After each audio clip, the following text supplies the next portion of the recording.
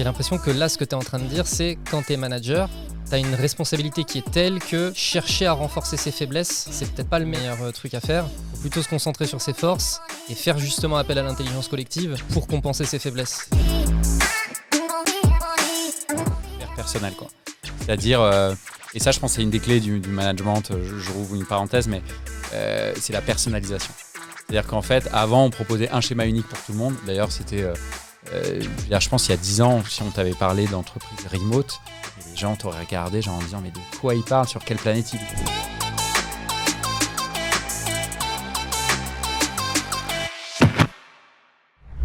Yesterday, you said tomorrow, so just do it! Et parlons de l'auto-édition du bouquin. Écoute, c'est vrai que quand on veut sortir un bouquin, il y a deux options. Soit on passe par une maison d'édition, soit on s'auto-édite. Parfois, le choix, il nous a un peu imposé parce que aucune maison d'édition veut de nous. C'est la majorité des gens qui veulent écrire un bouquin. Ouais. Et donc, je trouve qu'il y a une option hyper intéressante. Et j'ai l'impression qu'il prend de plus en plus. J'ai le sentiment qu'aux US, par exemple, c'est hyper avancé. Là où en France, c'est un peu plus confidentiel. Mais pour avoir discuté avec pas mal de maisons d'édition, je vois bien que c'est un phénomène qui monte vraiment. Et donc, pour le faire, je dirais qu'il faut déjà pas mal de courage quand même, parce qu'il faut. C'est quand même long et fastidieux. Y a pas mal de solutions plus ou moins packagées qui existent sur le marché. Moi, j'ai retenu KDP d'Amazon, Amazon, qui je trouve aujourd'hui là, c'est quand même la solution la plus simple. Moi, la raison pour laquelle j'ai décidé de m'auto-éditer, c'est parce que j'aime bien faire tout de A à Z, notamment quand je découvre un sujet. Peut-être que le prochain, je passerai par une maison d'édition. En tout cas, celui-là, vraiment, ça me tenait à cœur. Je trouvais qu'il y avait un petit côté entrepreneurial dans la démarche, au-delà de juste écrire un livre. Et donc, ça m'a permis d'apprendre plein de trucs, notamment le fait que le marché du livre, c'est quand même sacrément compliqué. Hein. Tu as à peu près 80 000 nouveautés chaque année qui sortent en France, toutes catégories confondues.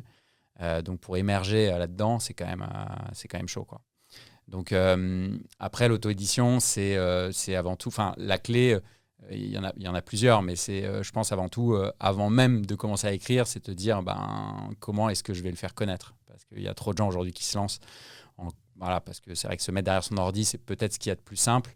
Mais derrière la suite, si on n'y a pas réfléchi avant, c'est un peu compliqué. Le risque, c'est qu'en fait, on aille au bout du truc, qu'on soit déjà un peu cramé et que du coup, on n'ait pas beaucoup d'énergie pour la deuxième étape, plus de la partie, on va dire, promotion, en tout cas pour promouvoir le bouquin. Oui, puis a priori, dis-moi si je me trompe, mais de plusieurs personnes que je connais qui ont écrit des bouquins, l'écriture, c'est un processus un peu douloureux. Ouais, franchement, chacun, je pense qu'il n'y a pas de recette unique. Moi, moi, j'étais en poste à l'époque, j'étais salarié, donc du lundi au vendredi, j'avais une journée de taf normale. Et puis, en fait, moi, je me suis fait mal parce que je l'ai fait le matin, hyper tôt, le soir, hyper tard, le week-end. Et tu vois, avec le recul, je me suis dit, mais je suis complètement taré d'avoir fait ça, quoi. C'est-à-dire que j'ai voulu le faire en plus, je l'ai fait en 6 mois, grosso modo. Voilà, donc je me suis vraiment fait très mal. Mais je pense que chacun sa routine, il faut trouver le bon moment pour le faire. Il y en a, c'est la nuit, il y en a, je sais pas quoi. Bon, moi, j'avais pas le choix, comme j'avais un boulot la journée. Moi, la nuit, c'était mort. Il faut que je dorme quand même un peu. Mais tu vois, je me levais à 5h30 du mat, je me couchais à 1h, 2h. Enfin, c'était. Ah ouais. Ouais. Ah oui, tu t'es fait mal. Ouais, vraiment, je me suis fait mal. Hein. Franchement, j'ai essayé de réfléchir à tout ce que je pouvais gommer dans mon quotidien pour optimiser mon temps. Enfin bon, c'était n'importe quoi. Ah ouais. Ah ouais. Oui. Ouais, t'as pas fait semblant. Non, mais avec le recul, à la fois, je me dis, le prochain, je pense que je ferai pas de cette manière-là, mais quand même, pour le premier, je suis content de l'avoir fait comme ça parce que peut-être que sinon, je serais pas allé au bout. Et je pense que ça, c'est une des clés, c'est qu'il faut vraiment être persévérant. Il faut bien se connaître parce qu'il y a un nombre incalculable de gens qui me sollicitent maintenant sur le sujet de l'auto-édition. Je vois qu'ils commencent à écrire. Et en fait, j'ai jamais de suite du projet. Et quand je les recontacte, quand on se recroise, en fait, ils ont arrêté au milieu. Parce que c'est vrai que c'est quand même long, c'est engageant. Donc, je pense que, moi, je fonctionne comme ça. Je fonctionne avec des deadlines courtes. Et je me dis, OK, j'avais en tête de le sortir en septembre. Finalement, il est sorti en novembre. Mais au moins, tu vois, je m'étais mis un... Franchement, ça va. Bien sûr, ça va, mais carrément, évidemment. Mais au moins, je m'étais mis un truc, tu vois, assez court. Et c'est ça, je pense, qui a fait que j'ai tenu, finalement. Communication sur le bouquin, point extrêmement important. Et c'est un marketeur qui le dit. Je peux que être d'accord avec ça.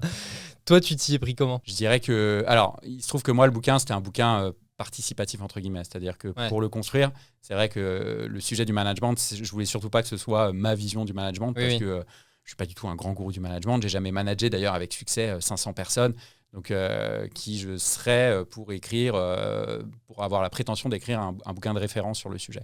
Donc c'est pour ça que je suis allé à la rencontre de presque 500 personnes. Alors ça s'est beaucoup fait à distance parce que 500 rencontres physiques, ça aurait été compliqué. Donc du coup, déjà, il y avait une base de gens. Alors les 500 n'ont pas du tout acheté le livre, les 500 n'ont pas tous relayé le fait que le livre était sorti, mais il y a forcément une petite partie qui ont fait partie de l'histoire. Après, j'ai fédéré aussi pas mal de gens parce que qui dit auto-édition dit tu es tout seul à bord. Maison d'édition, ce qui est cool, c'est que tu tapes ton Word et puis après tu le files et après tu t'occupes de plus grand chose, quoi, entre guillemets. Oui, il y a un réseau qui prend le relais. Exactement. Là, tu dois tout faire tout seul et donc ne serait-ce que des trucs cons, hein, mais la relecture, te faire challenger sur ce que tu écris parce que parfois tu as l'impression que c'est génial et puis quand tu le relis le lendemain ou quand tu le fais relire surtout à quelqu'un, en fait, on te dit putain, en fait, c'est pas si ouf, quoi. Et je me souviens d'ailleurs là-dessus, c'était Tigran Sedou, un des cofondateurs de Big Mama, que j'avais croisé à un événement, que je sentais vraiment intéressé par les sujets humains.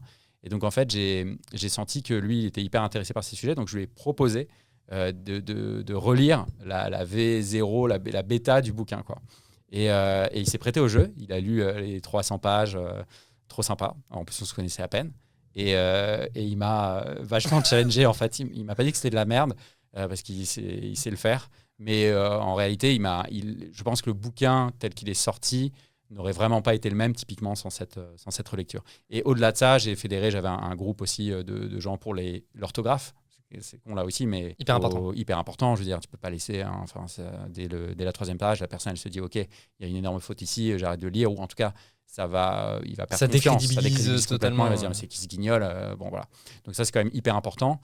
Malgré X relectures, il t'en reste toujours. Et puis ça, c'est marrant parce que du coup, tu as les lecteurs qui pourra en parler aussi, qui les remontent, quoi, parce que l'objectif, c'est de créer du lien avec le lecteur. Donc voilà, il y a toutes ces personnes-là que j'ai associées au projet d'une certaine manière qui en ont été, on va dire, ambassadeurs au démarrage. Après, je dirais, moi, c'est LinkedIn. Hein. Franchement, 80%, je pense, du démarrage et du succès à son échelle du bouquin, je pense que c'est LinkedIn. Parce que j'ai communiqué 3 à 6 mois avant la sortie du livre. J'ai commencé à parler du projet, j'ai commencé un peu à parler du titre, à la couverture. Enfin voilà, j'ai rythmé la communication comme ça. Et après, je pense que la clé, c'est ça aussi, c'est réussir à créer du lien avec le lecteur. Et ça, c'est vrai que c'est difficile parce qu'une fois que ton bouquin est sorti, qu'il soit vendu par un libraire, par la Fnac ou par Amazon, en fait, c'est pas ton client, quoi, entre guillemets. Il y a un intermédiaire pour acheter le bouquin parce que aujourd'hui, les gens ne m'appellent pas pour commander le livre, quoi. Je passe par des réseaux, voilà, heureusement. Sinon, je passerais ma vie à jouer le lutin du Père Noël et puis j'en vendrais, je pense, 3 par mois. Mais voilà. Et donc, ça, c'est comment tu arrives à créer du lien avec le lecteur malgré ces intermédiaires. C'est vrai que dans le bouquin, j'invite les gens à télécharger du contenu complémentaire. J'invite les gens aussi à me faire du feedback. Je laisse mon mail, il y a mon Gmail dessus. Je ne sais même pas s'il y a mon portable, non, quand même pas, je crois pas. Sinon, j'aurais reçu pas mal. Je ne l'ai pas vu. Non, voilà, tu me rassures. Mais il y a tous mes réseaux sociaux et j'invite vachement les gens à interagir avec moi et à me remonter ce qu'ils ont aimé, ce qu'ils ont moins aimé, etc. Et ça, je me rends compte que ça marche à fond. Je continue à recevoir toutes les semaines presque, je reçois entre 1 et 5 messages de lecteurs qui me disent ce qu'ils en ont pensé, en bien et en moins bien. Et ça, c'est cool parce que c'est un autre gros avantage de l'auto-édition, c'est que tu peux mettre à jour ton bouquin quand tu veux. Et ça, c'est dingue parce que typiquement, on te dit, page 12, il y a une faute d'orthographe à tel mot. Tu n'es pas obligé d'attendre la réédition, je sais pas quoi. Tu peux le faire quasiment en temps réel. Et les prochains qui partiront intégreront cette mise à jour. Donc ça, c'est quand même assez dingue. Ça, j'avoue que c'est dingue. Ouais, ça, les gens ne le savent pas, mais c'est... Je sais pas, peut-être la 40e version de Dream Team en réalité qui est aujourd'hui sur le commerce parce qu'il y a eu, je sais pas, au moins des dizaines d'ajustements plus ou moins grands. Mais ça, c'est vrai que c'est une souplesse quand même assez fou. T'entends parler d'un truc vraiment cool, tu dis, c'est vraiment dommage de ne pas l'avoir mis. Hop, tu peux aller le glisser, tu uploads ton manuscrit. Ça, c'est quand même fou, quoi. Ouais, ça, c'est fou. Donc je dirais, voilà, c'est réussir à créer le lien avec le lecteur pour que le projet continue à vivre. Et c'est vrai que j'ai l'impression qu'en faisant ça, j'ai vu pas mal de gens aussi relayer le fait qu'ils avaient lu le bouquin, ils se prenaient en photo avec le livre, etc., assez spontanément, des gens que je ne connaissais pas du tout. Et ça, je pense que c'est un autre point, c'est la couverture. J'ai fait appel à une super graphiste qui s'appelle Luna Clément, je fais de la pub à fond parce qu'elle est géniale. Et elle m'a fait une couve en tout cas, j'ai des retours hyper positifs dessus. Et je sais qu'il y a des gens qui m'ont dit après coup, s'être pris en photo avec parce qu'il l'a trouvé hyper sympa. Elle est hyper sympa. Bon, bah écoute, heureux de Ouais, non, l'entendre. vraiment, Et moi, j'y vraiment, suis elle pour est hyper rien, cool. c'est Luna qui a fait tout le Et taf. puis, il y a aussi un truc, et on en parlait juste avant, c'est le côté, tu sais, le sujet du management où tu me disais, bah, les gens te disaient, mais putain, mais il y en a déjà tellement des livres sur le management. Et où je te disais, oui, mais les livres qui existent aujourd'hui sur le marché, je pense que c'est très ricain. Et en fait, tu vois, sur les bouquins de management à l'américaine, il peut y avoir un côté limite un peu dramatique. Je sais pas si tu vois ce que je veux dire, mais ce truc de... C'est soit devenir le meilleur leader, tu vois, ou soit comment arrêter de se faire... Tu vois, un truc un peu dramatique, un peu sombre. Ouais. Et toi... Et quand tu vois les couvertures, c'est souvent... Il y a un côté un peu sombre, etc. Tu vois, de devenir le leader ou machin... Et toi, la couverture, eh ben, elle est positive. Tu vois ce que je veux dire ? Ouais. Il y a un truc hyper positif. Tu te dis, ah, ça va être un bouquin qui va peut-être effectivement m'apprendre à devenir meilleur leader, manager, etc. etc. Mais c'est enthousiasmant. Bah, c'est marrant ce que tu dis parce qu'en l'écrivant, je m'étais dit un des marqueurs de succès du livre, au-delà des ventes ou de je sais pas quoi, ce serait que des gens osent l'offrir à leur manager. Et en fait, je me rends compte que ça se passe hyper souvent comme ça. Et je trouve ça hyper intéressant parce que je me dis, en fait, c'est qu'effectivement, on a plaisir et qu'il y a un côté très positif autour du bouquin. Ouais. La couverture, c'est vrai qu'elle est colorée, donc plutôt sympa. Oui. Le titre aussi, j'ai essayé de trouver un titre parce que c'est vrai que sur le management, tu as raison, on peut vite tomber dans des trucs un peu plombants ou un peu négatifs. Et là, j'ai essayé de trouver une référence aussi un peu sport, pop, qui est, on va dire, fédératrice. Et je vois... toutes les semaines, j'ai des témoignages de gens qui, soit des managers, se sont vus offrir le bouquin par leur DRH ou leur équipe. Et ça, je me dis, Paris réussi, quoi. Et puis, il y a aussi un truc, c'est le fait de parler de team plus que de manager, tu vois. Je trouve qu'il y a un côté très intéressant sur le fait que t'es pas une fonction isolée. Tu sais, bah, pareil, dans ce truc à la ricain de, il y a le boss et il y a les autres, tu vois.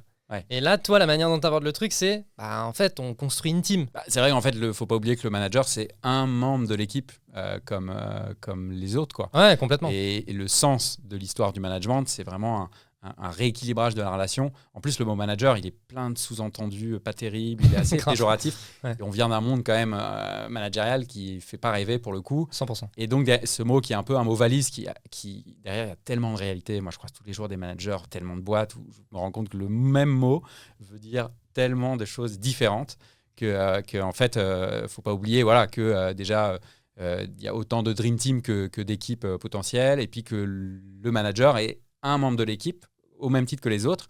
Il a un rôle particulier, mais comme les autres ont un rôle particulier, et je pense qu'il ne faut pas l'oublier. Et le futur du management, c'est ça, c'est vraiment le rééquilibrage de la relation entre le manager, peut-être que demain d'ailleurs ça portera un autre nom que le mot manager qui est quand même vachement connoté, et le reste de l'équipe, quoi. C'est-à-dire qu'en fait, il est au milieu, il est devant, il est derrière, il est sur les côtés. Enfin voilà, ça dépend des moments, mais comme n'importe quel autre. Et je trouve qu'il y a un truc qui illustre bien ça, sont les réunions d'équipe, où je vois de plus en plus, c'est ce que je prône aussi, de plus en plus de boîtes dans lesquelles les réunions d'équipe ne sont plus animées par le manager. Je trouve que c'est un super signal. Ouais. Parce qu'en fait, pourquoi est-ce que c'est le manager qui fait ce boulot-là ? Est-ce que ça pourrait pas être quelqu'un de l'équipe ou un rôle tournant, tu vois, pour se dire, en fait, je suis un membre de l'équipe parmi d'autres. Alors, j'aurais des parties un peu particulières dans la réunion d'équipe ou une posture peut-être un peu particulière, mais dans tous les cas, c'est pas que à moi de porter typiquement ce sujet-là. Je trouve que c'est un bon révélateur de ce que tu viens de dire. Et du coup, comment t'expliques le succès de ton bouquin, toi ? Je pense que c'est ce que tu disais, sur le marché des bouquins de management. Déjà, si on réfléchit un peu au marché des bouquins de management, il y a énormément de bouquins qui existent sur le sujet, mais soit c'est très américain, et donc ça parle pas trop aux managers d'une start-up française ou d'une PME ou d'un grand groupe français qui, quand il a son équipe le lendemain matin à 9h en face de lui, les conseils des ricains, ça colle pas toujours, quoi. Et puis parfois, les bouquins américains, ils sont quand même très... moralisateur, ou stress, tu fais pas ça, t'es un gros naze, côté vraiment très culpabilisant presque, que je trouve antinomique par rapport au sujet du management, qui est un sujet hyper galère, c'est un vrai challenge, quoi. Donc il faut l'aborder, je pense, avec beaucoup d'humilité, ce que ne font pas trop les bouquins américains. Et après, de l'autre, tu avais des bouquins très théoriques, c'est-à-dire justement vraiment éloignés du quotidien des managers. Tout ce que je te dis, c'est un peu le retour des lecteurs qui peuvent m'en faire. Et en fait, je pense que j'ai essayé de choisir un peu une voie du milieu, c'est-à-dire ce côté, en tout cas, je voulais avant tout que ce soit un bouquin déjà sérieux sans se prendre au sérieux, parce que ça peut être très chiant le management si on veut le rendre chiant, Alors qu'en réalité, c'est des sujets humains, émotionnels, et qui peuvent être, qui sont passionnants, hyper galères certes, mais vraiment passionnants, et où personne n'a la vérité vraie, quoi. Donc c'est ça que je trouve hyper intéressant. Ce qui est vrai aujourd'hui le sera peut-être pas dans un mois, ou ce qui est vrai dans telle boîte le sera pas forcément ailleurs. Et donc ça, c'est le premier côté sérieux sans se prendre au sérieux. Et ensuite, vraiment un côté concret, quoi, vraiment actionnable. Je pense que ça vient de mon parcours où j'ai beaucoup gravité dans le milieu entrepreneurial. J'ai moi-même monté une boîte. Donc, je sais que voilà, chaque action compte et doit avoir un impact positif. Et donc, en fait, te filer une matrice imbitable pour essayer de te transformer en consultant en management, je serais complètement à côté de la plaque en faisant ça. Et c'est pour ça que j'ai voulu surtout pas écrire ma vision du management, mais vraiment aller faire de l'intelligence collective, comme on dit, c'est-à-dire aller chercher le meilleur de ce qui se fait sur le terrain et d'essayer de synthétiser ça. Et donc, je pense que c'est une des raisons aussi pour lesquelles les gens l'ont acheté et le recommandent. Du coup, si on rentre dans le sujet du management, et tu vois, tu as parlé d'intelligence collective, donc on en reviendra, on y reviendra après pour le sujet du collectif, justement. Mais question un peu killer, mais pour toi, c'est quoi un peu les éléments qui font un bon manager ? Ouais, en fait, je dirais avant tout, tu vas peut-être me dire que c'est bateau et que j'enfonce des portes ouvertes, mais c'est avant tout aimer les gens. C'est-à-dire que ce que je veux dire concrètement par là, alors tout le monde va te dire qu'il aime les gens dans l'absolu, mais c'est avant tout aimer... Non, il n'y a pas tout le monde qui dit ça. En tout cas, c'est... Est-ce que écouter les autres, m'intéresser à leurs problèmes, mais de façon désintéressée, c'est-à-dire que je les écoute pas parce que ça va me servir, mais parce que je suis là potentiellement pour les servir eux. Est-ce que ça, c'est un truc qu'on fait naturellement ou pas, quoi ? Est-ce qu'on peut rester vraiment dans une salle en tête-à-tête à écouter 1 heure quelqu'un sans se dire, mais attends, j'ai pas que ça à faire, je regarde ma montre et en fait, je préférais être derrière mon ordi en train d'avancer sur mes sujets. Je pense que avant tout, la base, c'est ça. Et on peut avoir tendance à l'oublier, ou en tout cas, c'est pas du tout un critère que dans les boîtes ces dernières décennies, on a pris en compte pour faire évoluer les gens. C'est pour ça d'ailleurs que c'est assez cata. Je pense qu'on connaît tous des gens autour de nous qui ne sont pas du tout satisfaits de leur manager, on a tous plus ou moins été déçus dans notre parcours professionnel par un manager. On a tous, enfin pas tous, mais en tout cas, il y a une personne sur deux, ou entre une personne sur deux et une sur quatre qui quitte un job, non pas à cause de la boîte ou de quoi que ce soit, mais vraiment directement de son manager. Donc c'est colossal.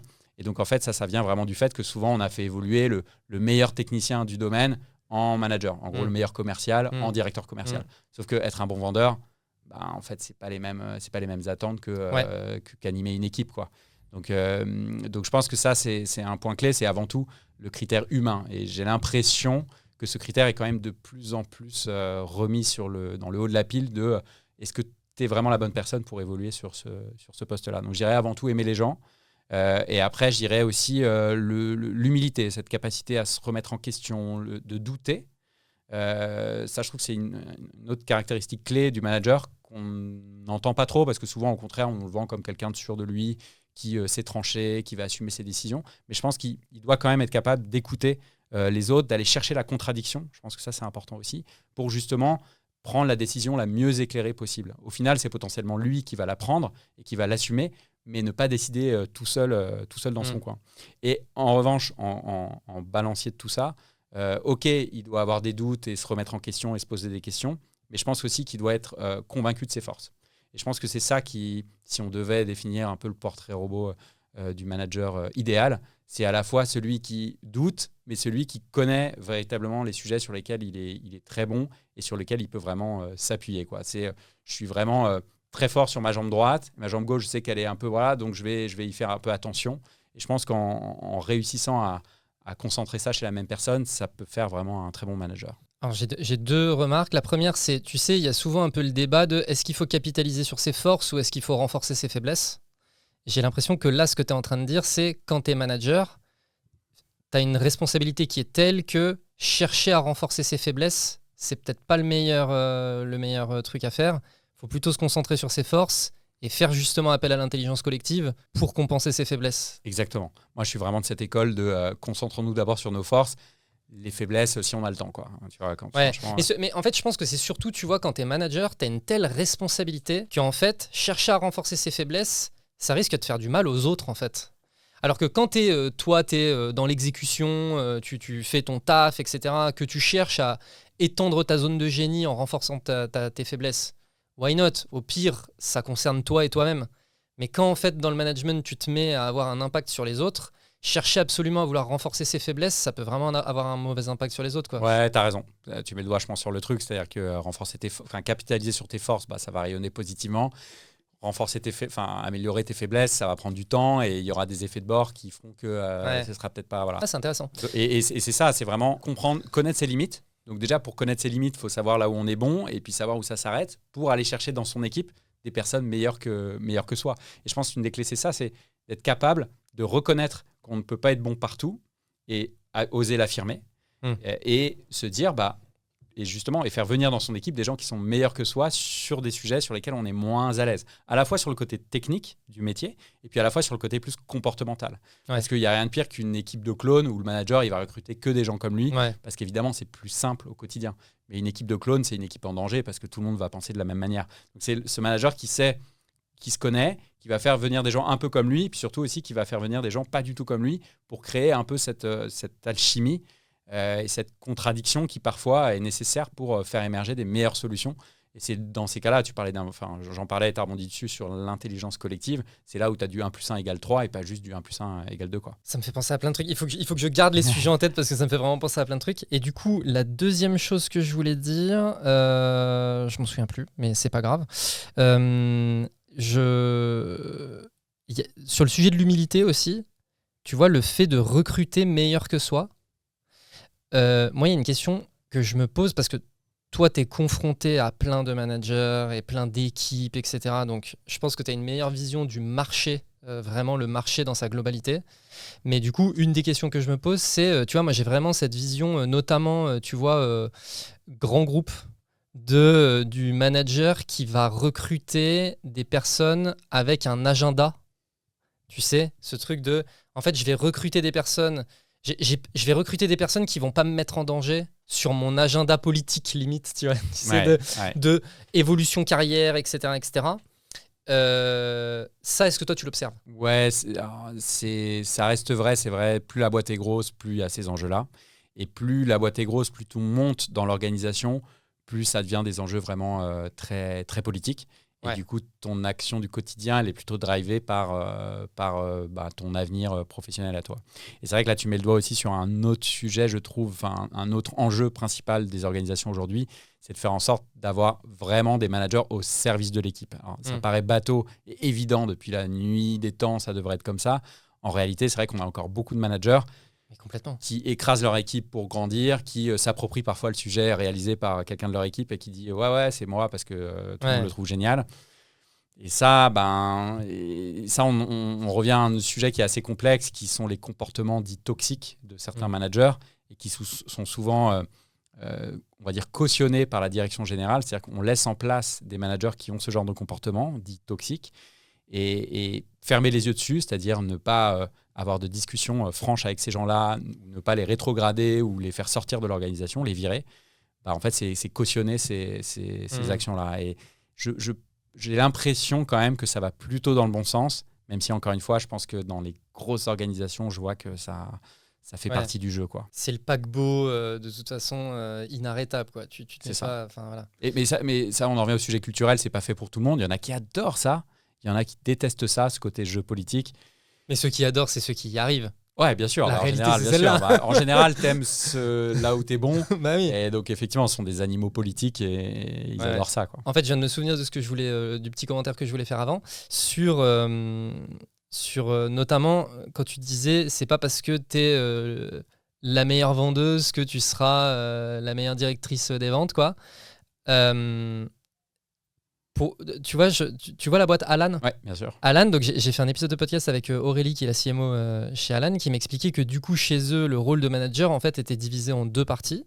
En fait, ils avaient distingué le rôle de coach qui est humain et le rôle opérationnel de « je suis la référence dans mon domaine sur ce sujet ». Et où en fait, c'était une solution justement au fait que je suis le cadre dans mon domaine, mais en fait, si ça se trouve, j'ai pas envie de faire de l'humain. Et du coup, on me permet d'évoluer sur un rôle de cadre dans mon domaine, tiens.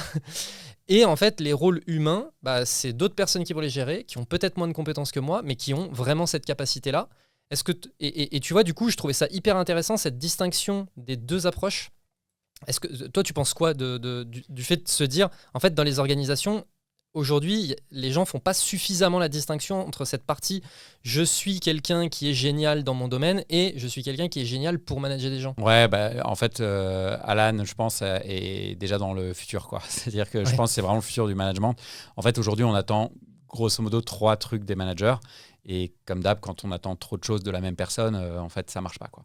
On attend à la fois que ce soit des gens, tu vois, charismatiques, qui ont une capacité à projeter une vision, à embarquer, à donner envie aux gens de suivre l'aventure de la boîte. Donc ça, c'est très ricain pour le coup. Ça, c'est très ricain, mais c'est clair. Mais tu vois, souvent, dans les directions générales, ils attendent ça de leur manager. Mais ils attendent aussi que ce soit des très bons techniciens, donc justement, que dans l'opérationnel, ils soient excellents. Et puis, depuis quelques temps maintenant, on veut en plus qu'ils soient coach. Mais en fait, quand tu regardes ces 3 postures-là, tu as à la fois, il y en a un, c'est celui qu'on écoute, l'autre, c'est celui qui écoute. Donc déjà, tu peux te dire, mais est-ce qu'on peut être les deux à la fois ? Est-ce qu'on peut être très bon technicien, là aussi, avoir plutôt une posture de sachant et donc de dire à l'autre quoi faire et être le quart d'heure d'après en posture de coach, à lui poser des questions pour que les solutions émergent en lui. En réalité, c'est quand même très compliqué. On ne peut pas être ceinture noire de tout. Et c'est pour ça que j'adore l'approche d'Alan. Pour moi, c'est vraiment l'évolution du rôle de manager où on va dissocier les rôles et se dire on n'est pas tous bons pour tout, on n'a pas tous envie de faire la même chose. Il y en a qui sont excellents techniciens et qui adorent ça, être référents et c'est un autre job, c'est-à-dire déjà se tenir à flot de son métier et puis d'être en capacité de le transmettre. Il y a des sujets pédagogiques. Et donc là, c'est vraiment une posture de sachant, de mentor, on l'appelle un peu comme on veut. Et puis, le rôle de coach, c'est autre chose, quoi. Là, pour le coup, on est en posture dite basse. Donc, on va partir du principe qu'on ne sait pas mieux que l'autre. On va l'écouter, on va lui poser des questions, on va le faire cheminer lui. Ce n'est pas du tout la même posture. Donc, moi, je trouve ça hyper intéressant. Et je pense que je sens qu'il y a pas mal de startups qui se posent ces questions-là. On va dire plutôt des scale-up. Je vois des discussions où je suis sollicité sur ce genre de sujet.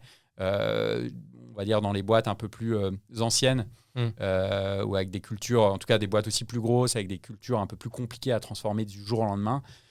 Moi, je pense qu'ils y viendront, mais ça mettra un peu plus de temps. Et je pense que la souffrance des équipes et des managers vient aussi de ça, quoi. On attend trop de la même personne et ça ne peut pas marcher. Et quand tu as, tu vois, au moins 2 casquettes, on va dire, opérationnelle et humaine, pour reprendre tes mots, en fait, ton agenda, ou tu vois, on n'est pas schizo, et on peut pas splitter son agenda aussi équitablement, etc. Et donc, malheureusement, c'est la partie humaine qui passe à la trappe, parce que en fait, c'est toujours l'opérationnel qui prime. C'est les urgences, c'est le business, c'est le taf du quotidien.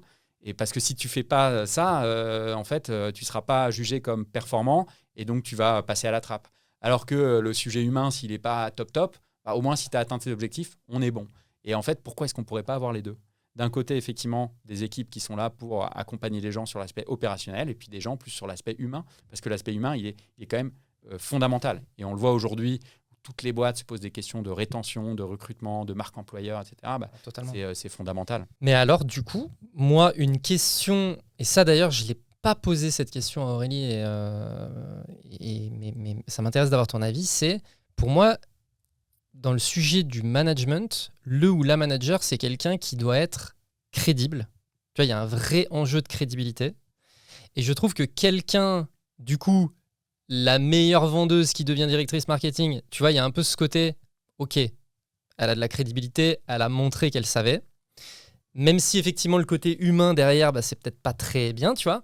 Mais du coup, dans cette espèce de double rôle, et notamment le rôle de coach, comment tu peux être un coach et pas avoir la crédibilité de... Tu vois ce que je veux dire ? Ouais, carrément. Souvent, en fait, quand tu regardes d'ailleurs les coachs dits professionnels, certifiés, voilà, quand ils accompagnent un de leurs clients, en général, ils ne connaissent pas le secteur d'activité. Ils le connaissent, mais ce ne sont pas des experts du sujet. Parce qu'encore une fois, dès que tu es expert et donc crédible, en fait, c'est très compliqué de te débarrasser de ton bagage technique. Parce que c'est très compliqué de ne pas te positionner, de juger la personne en disant « mais là, tu es à côté de la plaque », tu vois, de reprendre la main et de reprendre le pouvoir dans l'échange. Et c'est pour ça que je pense que, pour répondre à ta question, je pense que la légitimité, elle vient du fait que justement, tu n'es pas là pour être l'expert technique, tu es là pour faire réfléchir la personne. Ça nous arrive tous les jours, je pense, en tout cas chaque semaine, d'être un peu paumé sur la priorisation. On a plein de projets dans la tête, on ne sait pas par lequel commencer. On est face à un problème, ou à un problème relationnel, ou un problème dans un projet. On ne sait pas trop comment s'y prendre. Franchement, discuter 15 minutes avec quelqu'un qui sait faire ça, qui sait t'écouter, qui sait te poser les bonnes questions et te permettre d'y voir plus clair dans ta tête, mais ça a une valeur de dingue, ça. Et en fait, quand tu sors d'un échange de 15 minutes, 20 minutes, une demi-heure avec quelqu'un comme ça, tu te poses plus la question de la légitimité sur la technique, tu n'es pas là pour ça, mais tu te dis en fait, putain, mais cette personne, mais maintenant, dès que j'y vois pas clair, c'est elle que je vais voir. C'est ça, il faut réussir à atteindre ça, je pense. Ok. T'es pas convaincu? Alors, si, mais je suis convaincu par la théorie. Par contre, dans la pratique, je sais pas trop. Parce que tu vois, là, tu prends l'exemple du coach certifié, etc. 100% d'accord. Moi-même, j'ai un coach et je trouve que ça a une super valeur, etc. etc. mais c'est quelqu'un d'extérieur à l'organisation. Et en fait, à partir du moment où c'est quelqu'un d'intérieur à l'organisation que tu peux voir au quotidien faire son boulot, etc., si toi, la manière dont tu juges le travail de cette personne, tu vois, au quotidien, tu vois la personne et tu te dis, c'est pas un A-player, tu vois, pour reprendre un peu cette expression. Ouais. Ah, ça, c'est pas un A-player. Et en fait, c'est cette personne-là qui est censée te coacher. Ouais. Même si ça fait de cette personne un super. Même si dans les faits, c'est un ou une super coach. Je comprends. Mais c'est pour ça que, pour moi, ces personnes-là, dit coach interne, en fait, la clé, c'est qu'ils ne fassent que ça dans la boîte. Et c'est pour ça qu'on sort du rôle du manager où d'habitude, on a 3, 4, 5 personnes dans son équipe. Là, c'est une personne qui va accompagner 20, 30, 40, 50 personnes. Et en fait, qui ne fera que ça au quotidien. Comme un coach externe, mais en interne. Exactement. Et qui ne fera que ça, c'est-à-dire, et tu vois, transversal, c'est-à-dire qu'il se rendra compte d'une équipe à l'autre, qu'il y a des incompréhensions sur des trucs, donc il mettra un peu d'huile dans les rouages, qui fera communiquer deux équipes il a senti qu'il y a des décalages d'informations. En fait, quelqu'un qui ne fait que ça, parce que le problème, c'est que quand on mixe opérationnel et humain, encore une fois, c'est l'humain qui perd à tous les coups. C'est l'opérationnel qui gagne parce qu'il y a les urgences. Et donc, dès qu'on te met autre chose que du sujet purement humain, ça a du mal à suivre. Et c'est la guerre avec ton agenda, c'est la guerre avec toi-même pour faire tes one-to-one, pour trouver des moments pour ton équipe. C'est toujours la course. Et surtout pour parler d'autre chose que d'opérationnel avec ton équipe. Et c'est pour ça que moi, je vois ce rôle comme un nouveau rôle qu'on appellera, s'il émerge, je ne sais pas comment. Mais en tout cas, voilà. Tu veux pas le brander ? Non, je ne vais pas le déposer. Non. Dream Team Player, non, ouais, voilà, non, mais... par exemple. Mais en gros, voilà, moi je le vois comme ça. Et vraiment, il ne fera que ça. Et c'est là où tu sors du truc où la personne n'a pas fait ses preuves sur tel projet, elle ne va pas m'apprendre la vie sur comment prioriser mes sujets en ce moment. Non. En fait, elle n'est pas là pour vraiment mettre les mains dans le cambouis, elle est là pour écouter les gens et les aiguiller. Et il y a des gens qui ont vraiment des vrais talents pour ça, quoi. Ah, mais ça, 100% d'accord. Et après, du coup, ça amène encore un autre point sur lequel je vais challenger. Après, on changera de sujet, mais les gens ont quand même dans les organisations, et tu vois, je le dis et ça peut être perçu comme quelque chose de péjoratif, mais je pense pas, mais tout le monde dans sa carrière a envie d'évoluer. Et donc en fait, le truc c'est, aujourd'hui, la seule option qu'on t'offre dans une entreprise pour évoluer, c'est l'organigramme. Concrètement, c'est l'organigramme, je grimpe l'organigramme. Là, tu vois, on te dit, quand je t'entends dire, en fait, il faut qu'il y ait des gens qui ne fassent que ça. C'est les coachs, ils sont vraiment, ils ne gèrent que ça. Bah ouais, mais du coup, c'est quoi mes possibilités d'évolution ? Ouais, c'est un bon point. Ce qui est sûr, c'est que je pense, de toute façon, faire évoluer les gens vers un poste sur lequel ils ne sont pas complètement faits pour. Et typiquement, je vais dire 80% des managers, c'est le cas, mais en tout cas, tu as à peu près 63% des collaborateurs français qui ne sont pas satisfaits de la relation qu'ils ont avec leur manager. Ah ouais. Donc on voit bien qu'il y a un problème quelque part, c'est quasiment 2 tiers. Donc en tout cas, il y a une majorité de managers qui ne sont pas forcément à leur juste place. Donc je trouve que ce qui est sûr, c'est que faire évoluer les personnes quand elles ne sont pas faites pour ça, ça fait des ravages. Une fois que j'ai dit ça, je n'ai pas complètement répondu à ta question. Oui, je te vois bien zigzaguer. Mais en réalité, en fait, je pense que typiquement, sur la partie technique, on peut imaginer, comme ça se fait d'ailleurs dans pas mal de boîtes, typiquement sur les techs, en général, ils sont pas mal structurés sur ces volets-là. C'est-à-dire que tu peux avoir plein d'évolutions possibles. C'est-à-dire que plusieurs niveaux, tu vois, plusieurs champs d'expertise. Sur la partie coaching aussi, on peut imaginer plusieurs niveaux d'accompagnement. Il y a des accompagnements individuels, des accompagnements collectifs. Donc, je trouve que rien que sur ce champ-là, il y aurait matière en fait, à réfléchir à des parcours d'évolution. Et après, en fait, c'est clair que comme n'importe quelle boîte, au bout d'un moment, et moi, je crois aussi pas mal aux boîtes. Je le vois quand même de plus en plus d'entreprises très hiérarchiques réussir à rendre le tout de plus en plus horizontal et d'avoir plutôt des cercles ou des groupes, tu vois, qui sont créés par projet, quoi. Donc moi, je crois beaucoup plus à ça, c'est-à-dire des évolutions par sujet et se dire, en fait, j'ai bossé sur des projets marketing pendant très longtemps, j'ai envie de maintenant bosser sur des projets RH et se dire que je pense que demain, une des clés, ce sera de réussir à créer des grappes qui seront plus petites qu'avant, plutôt que des grosses machines figées, et des grappes qui se feront et se déferont au gré des projets de manière plus transversale, quoi. En fait, il y a un des trucs que je me dis en t'écoutant, c'est que le format d'organigramme traditionnel, c'est peut-être ça le problème, en fait. Ouais, je pense qu'il a vécu, qu'il est plus adapté à la société d'aujourd'hui. Et ce truc très pyramidal, en fait. Exactement. Ça a plus sa place. Je pense que ça a plus sa place. Alors, ça ne veut pas dire, parce que souvent on oppose, on aime bien aussi mettre les boîtes dans des cases. Ah, complètement. Donc, tu as plein de schémas d'entreprises libérées au pluriel, parce qu'il y a plein de formats possibles. Ouais. Et puis, on va opposer entreprises libérées et puis les schémas hyper, organigrammes très vertical, etc. Et en fait, en réalité, je pense que sur les sujets humains, et c'est marrant, tu vois, j'en parlais aujourd'hui, il y a des managers qui se sont inscrits à ma formation parce que justement, ils ont adopté un format libéré très fort. Et en réalité, ils se rendent compte qu'ils veulent restructurer le management et remettre un peu de management là-dedans. Donc, je pense que la clé, c'est comme souvent sur les sujets humains, tout est histoire d'équilibre. C'est-à-dire qu'en fait, je pense qu'il faut prendre le schéma à l'ancienne, très vertical, et le libérer par certains côtés. Et pour arriver à un schéma, tu vois, un petit peu plus hybride, ou un peu plus central, un peu plus équilibré, qui permettrait de faire un peu ce que je te dis. Et en fait, ouais, j'ai l'impression aussi que la discussion, elle met aussi en avant le fait que tu peux avoir plusieurs organigrammes à l'intérieur d'une même organisation, en fait. Et je pense que là, aujourd'hui, tu vois, le défaut, c'est il y a un organigramme, c'est la pyramide, tu grimpes les échelons. Et en fait, tu vois, typiquement, pour reprendre l'exemple de Alan, où tu vois, tu te mets à distinguer un petit peu les différents rôles. En fait, dans les faits, tu as différents organigrammes à l'intérieur même d'un organigramme. C'est-à-dire que tu as différentes couches, et puis tu as la couche... ton niveau technique, où tu deviens leader technique global, et puis tu as la couche coaching, où tu peux grimper aussi. Je pense que c'est... Exactement. Et je pense, tu vois, en t'écoutant, ça me fait penser à un truc, c'est que je me dis que, et c'est le cas déjà aujourd'hui, mais je pense que ça s'accélérera dans les mois et années à venir, c'est qu'un des critères pour rejoindre une boîte, avant, c'était le salaire, quoi. Tu vois, caricature, et voilà. C'est toujours ça, hein. Alors, quand même beaucoup. Ça reste beaucoup ça, mais je pense que de plus en plus, ce sera justement le type organisationnel de boîte, entre ce côté vraiment à l'ancienne et ce côté très hyper libéré, quoi, qui convient pas à tout le monde, en tout cas aujourd'hui. Totalement. Et donc, je pense que ce sont des questions qui viendront de plus en plus dans les entretiens ou sur la manière dont se présenteront les boîtes, parce que comme sur tous les sujets je pense que l'organisation fait partie de la culture. C'est une composante, et que du coup, comme tout élément de la culture, plus il est marqué, plus il en attirera certains, et plus au contraire, il en écartera d'autres, quoi. Donc je pense que ça, ce sera un élément assez différenciant pour réussir à faire venir les bonnes personnes dans sa boîte. Et d'ailleurs, j'aimerais bien qu'on parle du management en télétravail, qui est de plus en plus un sujet pour pas mal de boîtes, et qui a été un gros sujet... Covid.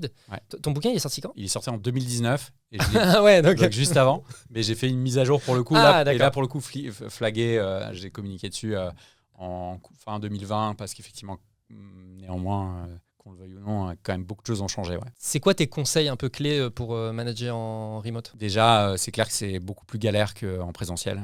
Ça, c'est les retours d'expérience globaux. Ça rajoute du challenge au challenge, ça c'est clair. Je pense qu'une des clés, c'est toujours pareil, tout est histoire d'équilibre. C'est-à-dire que le full remote, c'est vraiment pas fait pour tout le monde. Le 100% présentiel, on voit que les nouvelles générations, ils veulent plus en entendre parler.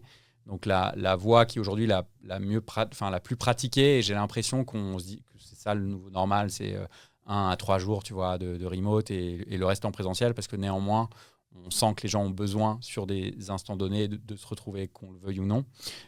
Certaines équipes full remote fonctionnent très bien, mais encore une fois, je pense que c'est pas forcément fait pour tous les profils. Et donc, je pense qu'en fait, la clé, c'est la structuration. C'est-à-dire, avant, on pouvait manager un peu au feeling, un peu à l'arrache. Ça pouvait passer. Ça pouvait le faire. Maintenant, avec l'hybride, ça marche plus. C'est-à-dire qu'en fait, si tu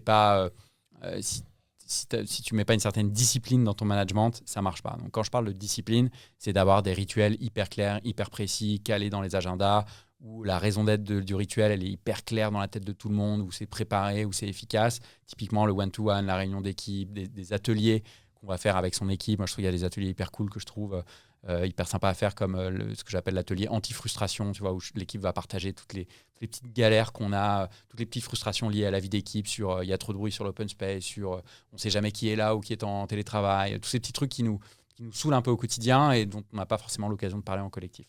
Donc je trouve que voilà, vraiment structurer ça pour s'assurer que justement il n'y ait pas d'effet de bord, qu'on mette du temps. Moi, je vois, il y a des managers ou des boîtes qui un peu à rebours du... Enfin, tu vois, 2-3 ans après le Covid et vraiment les confinements stricts, se rendent compte que là, ils ont un vrai problème, tu vois, de rétention lié vraiment à l'esprit d'équipe qui s'est un peu évaporé. Parce qu'ils n'ont pas suffisamment pris le taureau par les cornes pour justement faire en sorte que la cohésion soit là, que le lien entre le manager et l'équipe soit là, que les liens entre les membres de l'équipe soient là. Donc ça, je pense que ça passe vraiment... Déjà, en fait, c'est ça qui fait la différence, je pense, entre un manager qui gère bien le distanciel versus un autre. C'est celui où, quand tu regardes son agenda, tu vois déjà des blocs calés sur un mois ou sur 12 mois qui font que les gens continuent à échanger de manière efficace, à la fois sur l'opérationnel et à la fois sur l'humain. Je trouve que c'est vraiment ça qui fait la différence, quoi. Sur les ateliers, je fais une petite parenthèse, mais dans ton bouquin, il y a 2-3 petits ateliers que tu mets dans les encarts. Il y a 2-3 trucs où je me suis dit, ah putain, c'est vrai que c'est pas mal ça. Et notamment, c'était sur comment embarquer les gens dans la vision de l'entreprise. Ouais. Je crois que et c'était un atelier où tu vois, c'est tout est possible, budget illimité. Où est-ce qu'on est dans 10 ans ou ce serait quoi le truc pour vous rêver dans 5 ans, la boîte, machin.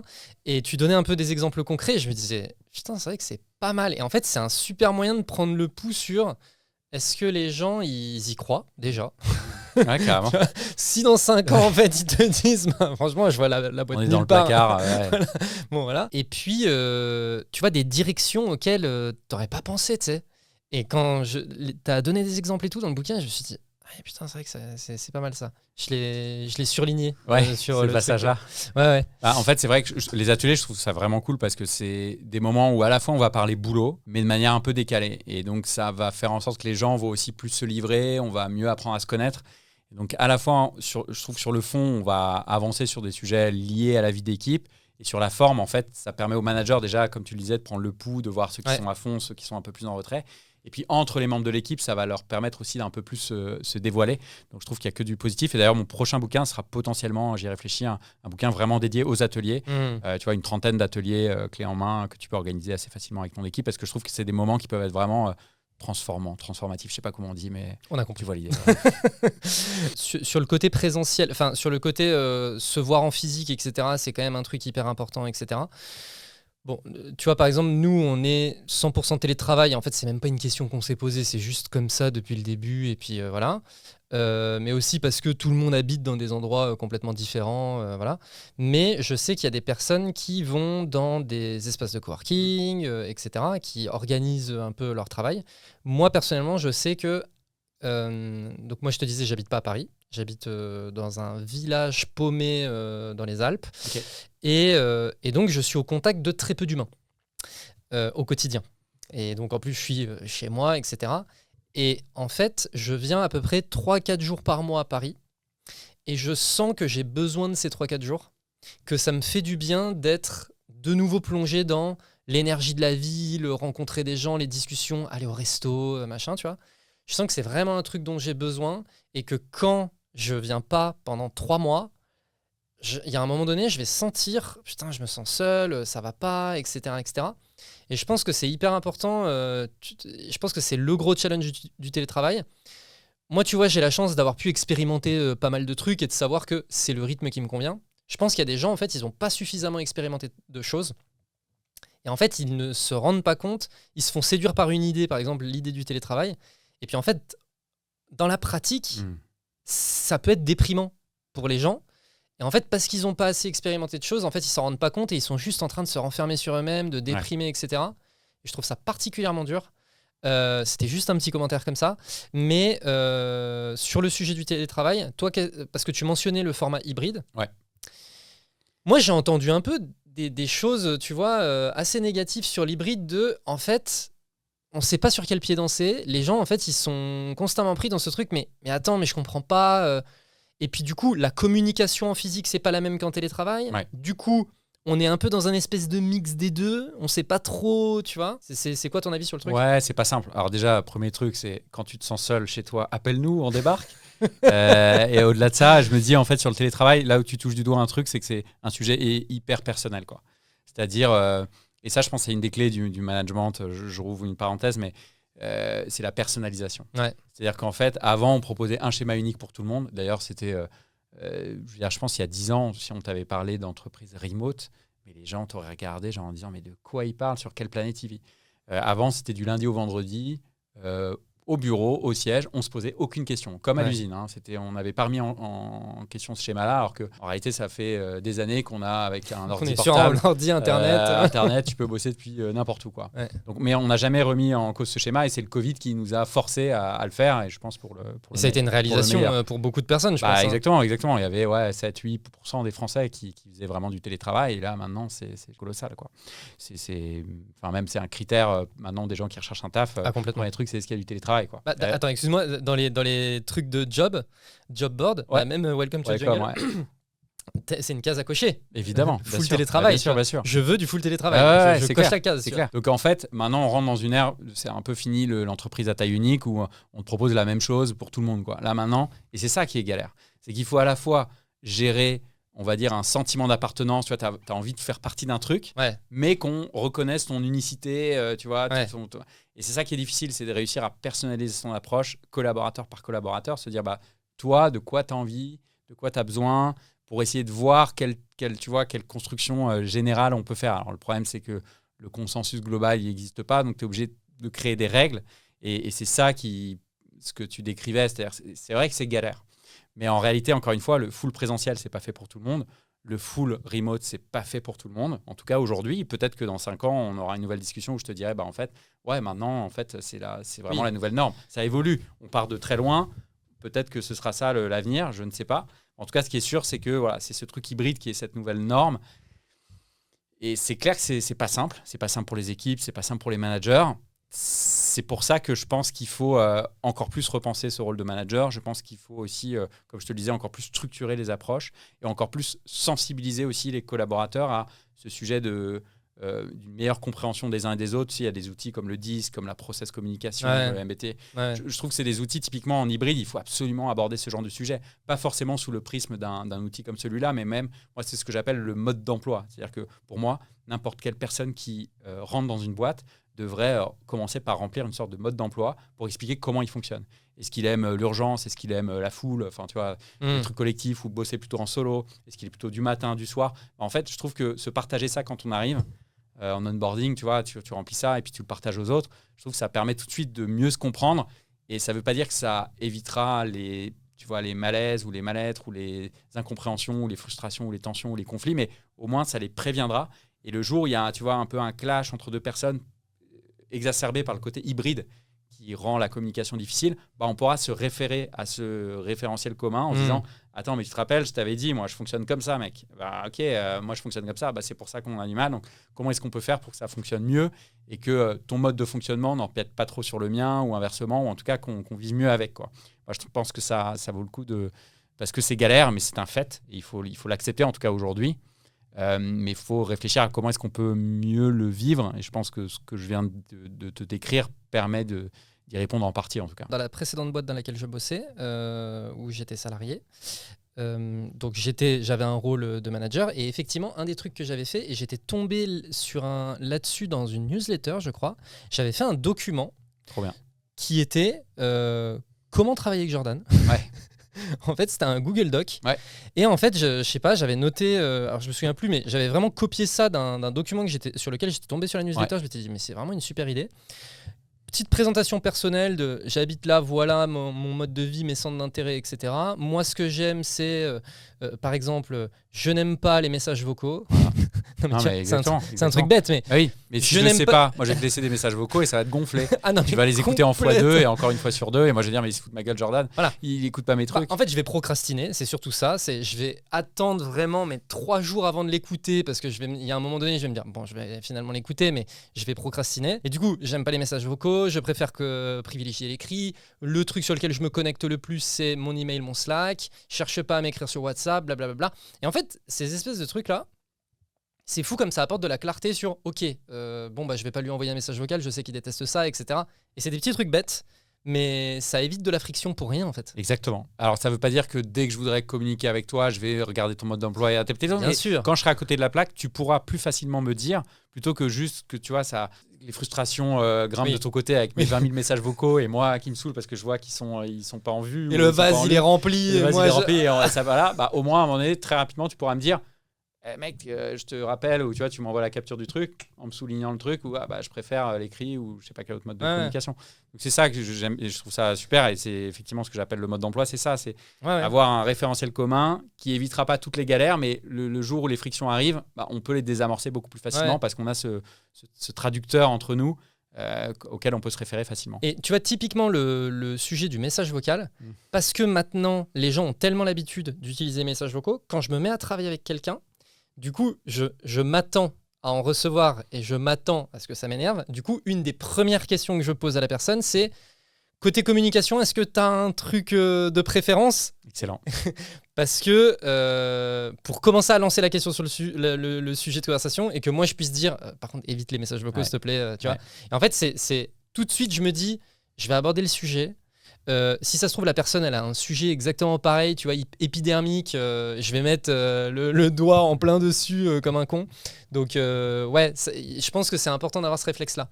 Et après, pour rester sur le sujet du télétravail, sur le côté c'est personnalisé, etc. Tu penses quoi du fait que tu penses quoi des entreprises qui laissent le choix aux collaborateurs ? On a des bureaux si tu veux venir. Si tu veux faire du télétravail, tu fais du télétravail. Parce que ça aussi, j'entends un peu les deux sons de cloche de en fait je laisse les gens responsables, je les considère comme des adultes et puis je m'adapte, etc., etc. Mais le problème c'est, notamment dans une équipe, du coup tu as des gens qui sont en face à face et il y a un niveau de communication auquel moi j'ai pas accès en étant en télétravail. C'est quoi ton avis sur ça ? C'est vrai que c'est un sujet difficile, quoi. C'est compliqué d'avoir un avis hyper tranché parce que là aussi c'est des sujets assez culturels et selon les boîtes tu peux avoir des réponses et des expériences très différentes. J'ai quand même l'impression que la clé, c'est toujours pareil, cette histoire d'équilibre. C'est-à-dire laisser la liberté dans un certain cadre, quoi. C'est-à-dire que c'est définir un terrain de jeu. Par exemple, je sais pas, on dit tu fais du télétravail comme tu veux du mardi au vendredi, par exemple. Mais le lundi, et tu vois, en fait, quand tu fais partie d'un collectif, quel qu'il soit, il y a nécessairement un minimum de règles communes. Par exemple, je sais pas, typiquement Slack, tu l'évoquais, si c'est l'outil utilisé en interne, s'il y en a un autre qui est sur Telegram, en fait, il verra ses messages. Ça va pas personne ne va lui répondre. Voilà. Bon, ça paraît. Je caricature évidemment avec cet exemple-là, mais c'est pareil avec le reste. Donc en fait, pour moi, c'est quel est le minimum de règles communes on se met sur le sujet pour recréer ces moments sociaux. Comme tu le disais, toi, quand tu restes 3 mois chez toi dans les Alpes, au bout d'un moment, il y a un truc qui va te manquer. C'est normal. Alors après, notre seuil de manque, pour certains, faire ne serait-ce qu'une seule journée de télétravail, c'est impossible pour eux. Et puis il y en a d'autres, c'est l'inverse. Donc je pense qu'il y a un minimum de règles communes pour avoir ce dénominateur commun, pour faire en sorte que, tu vois, il y ait un minimum d'ancrage. Et ce minimum, je pense qu'il est très propre à chaque boîte, à chaque culture, à chaque métier aussi. Et c'est pour ça que c'est compliqué de savoir est-ce que c'est une journée par semaine, est-ce que c'est plus, est-ce que c'est des contraintes plus ou moins fortes. Et après, sur le reste, dans ce cadre-là, à l'intérieur de ce cadre, c'est en fait, chacun fait comme il veut. Ce qui permet à la fois d'avoir ce côté, on a ces règles communes qui font que ça fonctionne, le minimum est là. Et sur le reste, il y a ce côté personnalisation que je t'évoquais, sur lequel les Américains d'ailleurs sont hyper en avance. Ils appellent ça l'activity-based working. C'est en fonction de la tâche que je fais, je bosse dans un lieu différent. Et tu en as certains qui ont des semaines.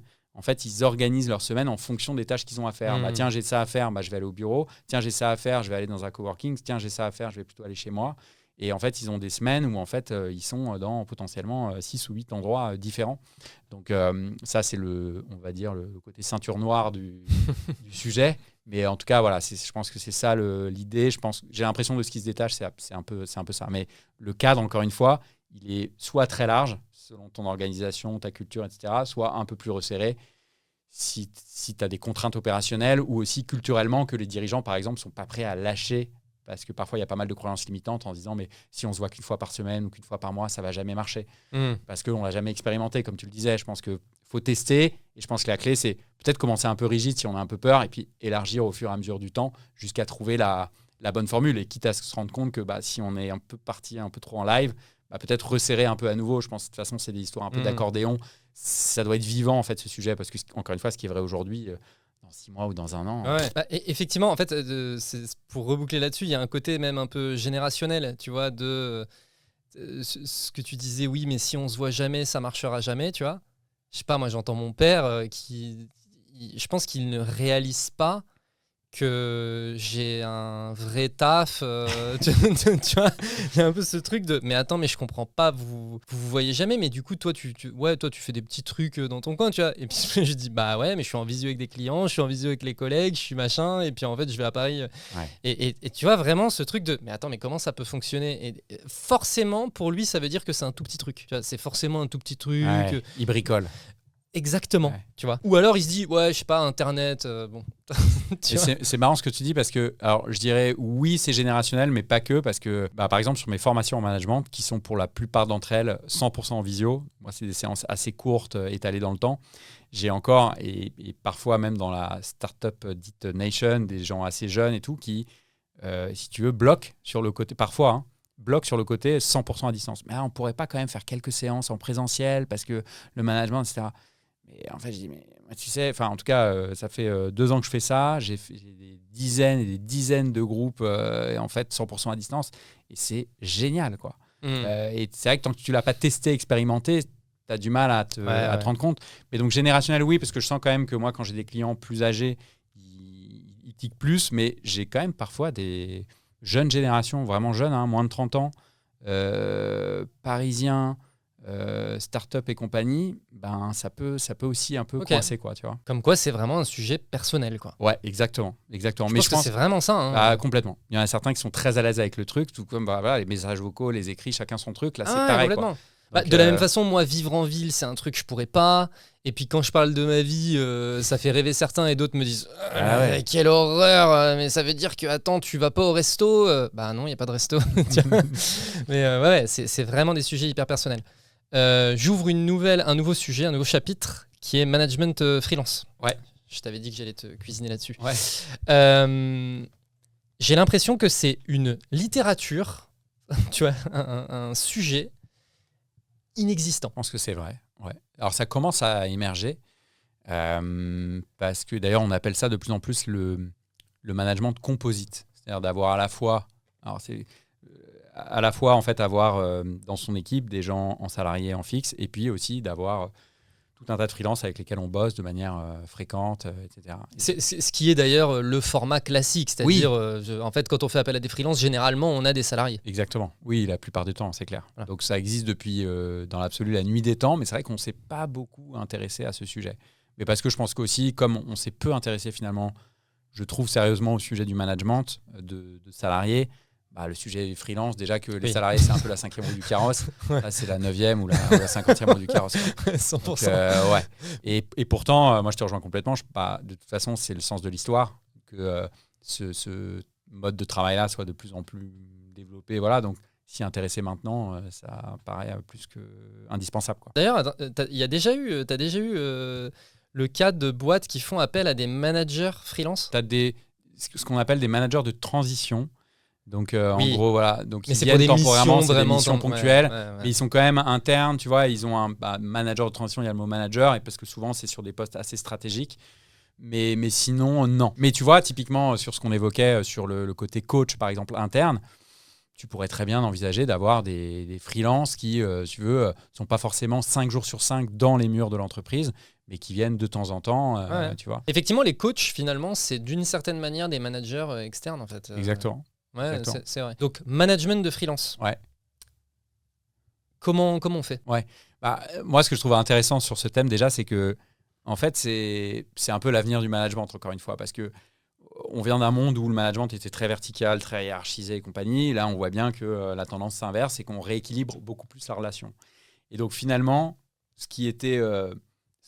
c'est pour ça, souvent, on opposait, parce que ne serait-ce que contractuellement, il n'y a pas de lien hiérarchique avec un freelance. Et donc, en fait, on ne manageait pas un salarié comme parce qu'il y avait ce lien de subordination hyper marqué d'un côté et qu'il ne fallait surtout pas monter de l'autre, sinon on avait en plus des emmerdes potentiellement juridiques. On s'interdit de manager par rapport à ces trucs juridiques. Exactement. Alors que finalement, le sens de l'histoire, c'est de rééquilibrer la relation. Et donc, je trouve que ce que je constate, c'est qu'on va de plus en plus vers un monde où finalement, les salariés en interne, on pourrait imaginer qu'on ait le même genre de relation qu'avec un freelance. Alors, peut-être pas aussi marqué, mais parce que, encore une fois, en fait, on sera beaucoup plus dans une relation plus manager-collaborateur. Même ce mot collaborateur est quand même un peu...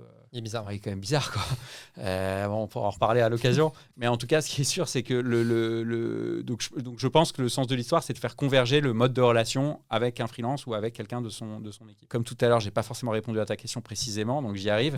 Je dirais qu'en fait, justement, il faut importer des trucs qu'on fait avec ses équipes internes auprès des freelances.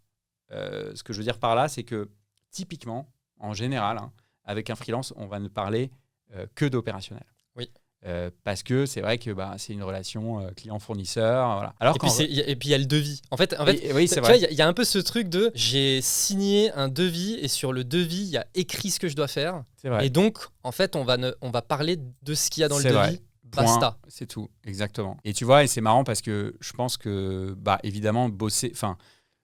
Je constate de plus en plus que les meilleurs techniciens dans une boîte en tant que salariés vont se mettre en freelance parce que ça leur convient mieux, parce qu'ils vont potentiellement mieux gagner, je sais pas. Et donc, ça veut dire quoi ? Ça veut dire que demain, pour travailler avec les meilleurs, il ne faudra pas attirer uniquement les meilleurs salariés CDI, mais aussi les meilleurs freelance. Et je crois beaucoup à ce truc aussi de marque employeur élargie, où finalement, il faut attirer à la fois des stagiaires, des alternants, des CDI, et puis aussi des freelances. Et donc, moi, je crois beaucoup à ça. Et donc, d'où l'intérêt pour les boîtes de s'y intéresser. Et pour s'y intéresser, je pense que la clé, c'est de réussir à sortir de cette pure relation client-fournisseur. Et c'est très juste ce que tu dis, où c'est écrit sur le devis. Et donc, on va suivre le truc, point barre. En fait, c'est une relation humaine avant tout, qu'on le veuille ou non. Et donc, en fait, il faut rajouter de l'humain. Et donc, typiquement, c'est aller piocher un peu ce qu'on fait en management, on va dire un peu plus classique, pour en mettre un peu, peut-être pas autant, mais un peu dans la relation avec ses freelances.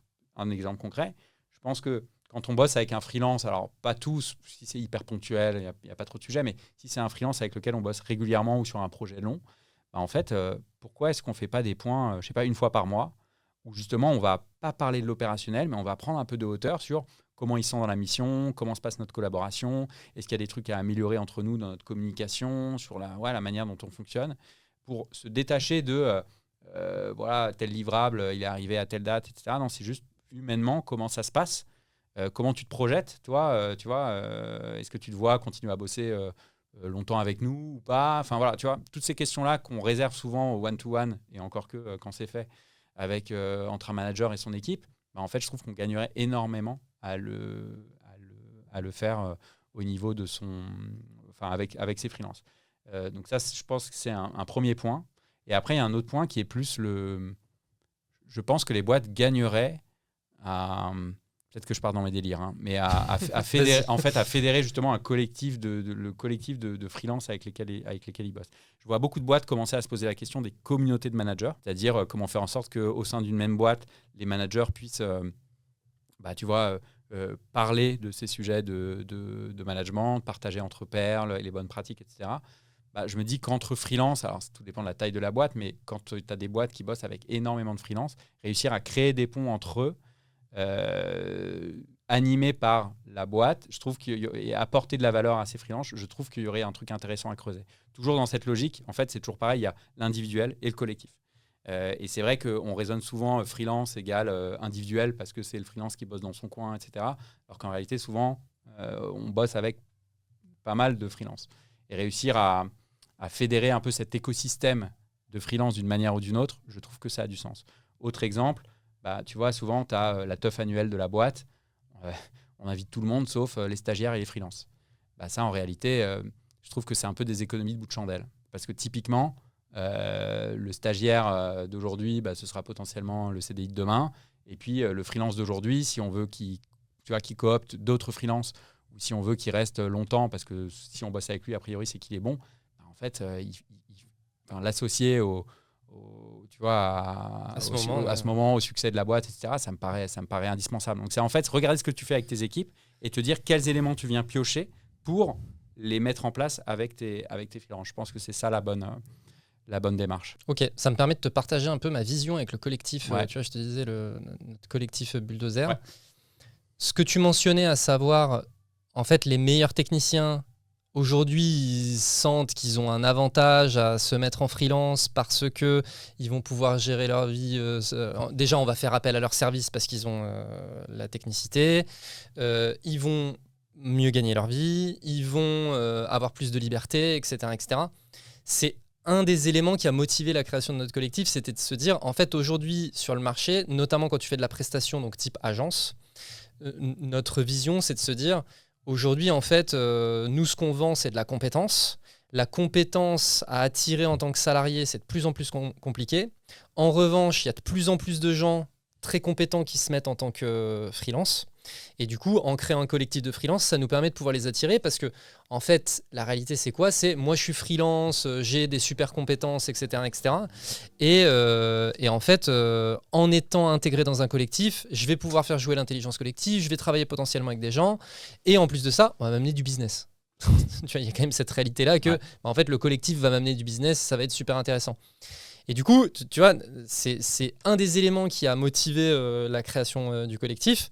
Et après, effectivement, il y a tout un enjeu de management pour nous, on va appeler ça comme ça, hein, qui est de se dire, en fait, aujourd'hui, on a à peu près 60 membres. Tout le monde est un petit peu, tu vois, réparti. Tout le monde gère à la fois son propre business, ses propres clients, plus des clients qui sont gérés avec Bulldozer. Et du coup, c'est comment, et donc on touche du doigt aussi un sujet qu'on abordait avant, à savoir, c'est quoi la culture ? Comment on crée de la culture là-dedans ? Et ça, j'ai abordé le sujet avec Olivier Ramel de Kimono. Comment on arrive à créer de la culture là-dedans ? Et du coup, ok, niveau management, comment ça se passe ? Parce que du coup, il y a différentes relations. Il y a la relation avec les clients, il y a la relation entre les membres du collectif, il y a la relation avec nous, fonction support, tu vois, je te disais. Et c'est un peu un casse-tête. Tu vois, c'est un peu un casse-tête parce que nous, du coup, au niveau de notre organisation, en fait, c'est un espèce de mix de plein de trucs. Et aujourd'hui, du coup, c'est peut-être aussi parce qu'on a eu... Je pense qu'il y a une part de... C'est difficile pour nous de nous projeter. On n'a pas des solutions faciles à activer. Et puis, t'es pris par ta croissance et tu as de l'opérationnel à gérer, etc. Ce que tu disais tout à l'heure aussi, c'est en fait, quand tu fais à la fois de l'opérationnel et du management, à un moment donné, l'opérationnel, il prend le dessus. Et donc, voilà, tu vois. Et en fait, on met un peu ce sujet sous le tapis, alors que je pense que ce serait vraiment un facteur hyper différenciant et qui pourrait même attirer des salariés qui veulent se lancer en freelance, mais qui n'osent pas parce qu'ils se disent... Ouais, mais la sécurité du travail, ou tu vois, la culture d'une boîte, etc. Et en fait, aujourd'hui, je suis convaincu que si on vient te dire, en fait, tu auras les avantages du freelancing, et en plus de ça, tu ne perdras pas cette sécurité, etc. Je pense qu'il y a un avenir là-dedans. Mais aujourd'hui, c'est une équation qu'on n'arrive pas à craquer. On n'arrive pas à craquer, on se développe, etc. Mais sur le sujet du management précisément, et de la culture, aujourd'hui, on n'a pas encore craqué le truc, tu vois. Ce qui est vrai, ça m'étonne pas dans l'absolu parce que c'est vrai que c'est un des nouveaux modes d'organisation que vous créez, quoi. Donc, il n'y a pas de... Tu vois, on disait tout à l'heure, le côté hiérarchique, pyramidal, ça a vécu. Mais en fait, ça a quand même très bien vécu. Enfin, je veux dire, c'est quand même hyper... oui. Je veux dire, il y a quand même des sacrés success stories qui sont créés sur ce modèle-là pendant des décennies. Donc, voilà, ça a fait ses preuves. Donc là, comme tout nouveau mode d'organisation, c'est un laboratoire à ciel ouvert. Et donc, en fait, vous testez des trucs, vous vous plantez, vous n'y arrivez pas, vous avancez lentement et vous êtes en train d'ouvrir une voie, quoi. Donc, comme toute voie qu'on ouvre, il y a des galères, on n'arrive pas à tout de suite, etc. Après, je pense que, tu vois, par exemple, par rapport à ce qu'on disait aussi sur cette histoire de coach interne, de référent technique, je pense qu'il y a ces rôles-là, en fait, à imaginer, de évidemment pas copier le modèle à l'ancienne du manager avec son équipe, c'est pas du tout adapté, mais ce côté, réfléchir à de quel rôle vous auriez besoin, quelle serait la raison d'être, parce que souvent c'est ça le problème, c'est qu'il y a plusieurs raisons d'être dans un seul rôle, et donc là c'est là où c'est le début de la galère, mais c'est de quoi le groupe a besoin, recueillir un peu les besoins de chacun, essayer de voir s'il y a des trucs qui émergent, et après se dire est-ce qu'il n'y a pas des rôles qu'on peut créer, s'il y a 2-3 besoins clés qui émergent plus que les autres, se dire est-ce qu'on ne peut pas créer ces rôles-là en interne, et tu vois, et typiquement le coach, je pense qu'il a sa place, quoi. C'est-à-dire vraiment, je suis d'accord. parce que ça, les problématiques que vous avez au quotidien, elles sont un peu différentes d'un salarié, mais en réalité, ça reste des familles de réflexion sur son organisation perso, sur sa relation aux autres, sur sa gestion de priorité. Enfin voilà, ça reste ça. Et pareil sur la dimension peut-être technique appliquée à l'univers du freelancing, quoi. Donc moi, je l'imaginerais, tu vois, je mettrais un peu d'Alan là-dedans, réfléchir à ces histoires de quel rôle vous avez besoin et de vraiment dissocier les rôles pour réussir à trouver votre secret sauce à vous, quoi. Mais c'est pas simple, hein. Il n'y a pas de recette miracle et il n'y a pas encore de Dream Team écrit sur le sujet qui te montrerait, qui te donnerait plein d'idées pour le faire, hein. Je l'écrirai. Ouais, exactement. Dream Team 2. Ouais, voilà. Bah ouais, mais c'est galère. C'est galère en effet, et je sens que c'est aussi, tu vois, là aujourd'hui ça tient et franchement ça marche et tout, mais je sens qu'il y a un moment donné, au vu de l'ambition qu'on a, que ça va être une marche qu'il va falloir franchir, en fait. Qu'il y a un moment donné où on va être coincé et qu'on va se dire, ok, en fait là il faut absolument qu'on adresse ces sujets pour passer à la marche du dessus, parce que sinon ça va être compliqué.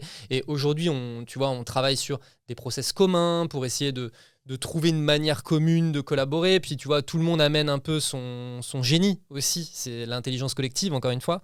Mais ouais, c'est des sujets compliqués. Pour finir l'entretien, petite question sur aujourd'hui, toi, les boîtes qui font appel à toi, c'est quoi le problème de management le plus commun aujourd'hui que tu vois, et tu vois le truc le plus résistant qui a réglé le plus souvent et où tu te dis il est temps que ce truc-là, ça cesse? Je pense qu'une des clés, mais il est temps que ça cesse, mais j'ai pas encore trouvé de solution miracle en dehors de ce dont on a parlé aujourd'hui, et je pense du coup ça demande des changements culturels longs, mais c'est justement le rapport au temps des managers. En fait, ils n'ont pas le temps, en gros ils n'ont pas les moyens de manager aujourd'hui en réalité. Parce que 95% de leur agenda, c'est de l'opérationnel et 5%, c'est du management. Et donc, c'est impossible de manager. Et donc, il y a une sorte un peu d'hypocrisie, parfois, du top management qui est là à dire c'est hyper important, l'humain, machin, etc. Mais en réalité, leurs équipes n'ont pas les moyens de le faire. Donc, c'est celui-là. Moi, j'apporte des solutions et de la structuration dans tout ça pour les aider à faire du temps leur allié. Mais c'est avant tout un sujet organisationnel et un sujet culturel des boîtes. Je pense que, d'ailleurs, dans les études, le problème numéro 1 de tous les managers du monde, c'est le temps. Ils ont l'impression de courir après le temps. Tant qu'on n'aura pas réussi à résoudre ce problème-là, on restera avec des équipes qui ne sont pas forcément satisfaites de leur manager parce qu'il n'a pas le temps justement de personnaliser son approche, d'aller comprendre comment tu te sens, quel est ton besoin fondamental aujourd'hui, est-ce qu'il est suffisamment nourri. Ah non, ok, c'est quoi? C'est la reconnaissance. Ok, tu ne te sens pas assez valorisé dans la boîte. Pourquoi? Comment est-ce qu'on pourrait faire dans les 3 ou 6 mois à venir pour que ta jauge de reconnaissance, elle remonte? Tant qu'on ne prendra pas le temps et qu'on n'aura pas le temps de traiter ce genre de sujet, malheureusement, on aura des gens pas toujours à fond, pas toujours hyper contents de se lever chaque matin et qui resteront pas suffisamment à notre goût de direction générale, parce que perdre un talent au bout de 2 ans, alors que ou même 1 an, alors qu'en traitant les sujets que je viens d'évoquer, ça te permet de les garder 6 mois de plus, 1 an de plus, parfois beaucoup plus, c'est rageant, quoi. Mais je pense en effet que parce qu'aujourd'hui le marché il est tellement tendu sur le recrutement des talents, les boîtes en fait elles sont forcées aujourd'hui de se pencher sur ces sujets-là. Avant c'était un plus, tu vois, un petit truc. Maintenant c'est indispensable. Mais ça prend du temps parce que c'est des sujets qu'on a un peu mis de côté très longtemps. En fait, moi, c'est marrant, j'ai vu pas mal de boîtes se pencher sur beaucoup le sujet de la qualité de vie au travail et de se pencher sur ces sujets au travers de Chief Happiness Officer, de baby-food, de salle de sieste. Et ce qui est très cool, je veux dire, moi j'adore les siestes et j'adore jouer au baby-foot, franchement. Mais en réalité, les sujets profonds n'étaient pas abordés. Et là, je vois un retournement de trucs sur on a peut-être les sujets un peu à l'envers. Et donc là, je sens un vrai mouvement de fond. De boîtes qui se disent en fait il faut qu'on règle les sujets profonds, il faut qu'on prenne un peu le taureau par les cornes, et c'est pas facile parce que c'est se regarder aussi dans le miroir pour se dire en fait il y a quand même plein de trucs qu'on fait pas très bien, comment est-ce qu'on peut faire mieux, et aborder ce sujet positivement aussi pour pas que les managers se sentent coupables de quoi que ce soit ou se disent merde en fait on est pris la main dans le sac, alors qu'en réalité non, toutes les boîtes ont ces problèmes là et c'est normal. Mais donc je vois de plus en plus de boîtes retourner la manière de voir le truc, et je pense que c'est pour le mieux. Le sujet du baby-foot et tout, là, pour moi, vraiment, l'image, c'est t'as des boîtes, elles ont c'est la plaie est ouverte, ça saigne, ça mérite des points, mais on met un petit pansement. Mais c'est exactement ça. Tu vois, on met le petit pansement en se disant non mais ça va tenir et tout. Bah non, ça va pas tenir longtemps en fait. Ouais, et puis il y a eu un délire vraiment pendant 3 à 5 ans et vraiment tout ce truc de la qualité de vie au travail qui est encore une fois très important, qui va alors baby-foot, je caricature, mais c'est aussi la chaise de bureau hyper important parce Oui. que les problèmes de dos, etc. 100%. Donc je veux dire, voilà, mais c'est une composante d'un problème beaucoup plus large. C'est pas ça qui va faire oublier Non. les vrais problèmes Non, en fait. exactement. Tant que le reste n'aura pas été traité, ok, on sera peut-être content sur le coup, mais je veux dire, après, dès le lendemain, enfin, je veux dire, tu vas faire ton massage avec la kiné qui passe, c'est cool, et puis le lendemain matin, t'as un point avec ton boss, et puis ça se passe hyper mal et hyper maladroit, il te fait un feedback hyper saignant et pas du tout constructif. Bah, t'as qu'une envie, en fait, c'est de barrer, quoi, lui claquer cet adème dans la tronche et puis de te casser, quoi. Même si le lendemain, tu as un atelier baby-foot ou cocktail ou je sais pas quoi sur le super rooftop de la boîte. Quoi. Oui, en effet. C'est pendant la partie de baby-foot, tu Ouais, repenseras c'est ça. au 1-1 de la Exactement. veille et Et tu auras du coup- quand même les boules. Du coup, t'es pas bon au baby-foot en plus, quoi. Donc t'as tout perdu, quoi. Il n'y a plus rien qui Ouais, non. Ok, bon, et écoute, super moyen de. Enfin, je trouve que c'est super moment pour terminer cet épisode. Où est-ce qu'on te retrouve ? Il y a 2 moyens, je dirais. Le premier, c'est LinkedIn, qui est le réseau social sur lequel je suis tout court. Là. Oui. Et le deuxième, c'est j'ai une newsletter qu'on peut retrouver via LinkedIn d'ailleurs, où j'envoie chaque mardi à midi un conseil concret pour mieux accompagner son équipe. Et le bouquin Et le bouquin, évidemment, c'est Dream vrai, j'en ai Team. même pas parlé, dis donc. Non, mais voilà. Non, mais voilà, donc dans les meilleures librairies de France. Non, en réalité, ça c'est vrai, c'était un point important. On peut s'auto-éditer et faire en sorte que les libraires puissent proposer votre livre. Ah ouais. N'importe quel libraire de France peut commander Dream Team. Il sait comment faire, il saura comment faire. Donc toutes les semaines, moi j'ai des demandes de libraires et c'est assez galère logistiquement, mais je le fais avec grand plaisir parce que je voulais surtout pas que ce soit un bouquin dédié à Amazon ou Fnac, enfin les géants Ouais, de ce voilà. Donc évidemment Dream Team. évidemment. Évidemment. Excellent. Merci beaucoup. Merci à toi, c'est très cool. Salut. Salut. Do it! Just do it! Don't let your dreams be dreams. Yesterday, you said tomorrow. So just do it! Make your dreams come true! Just do it!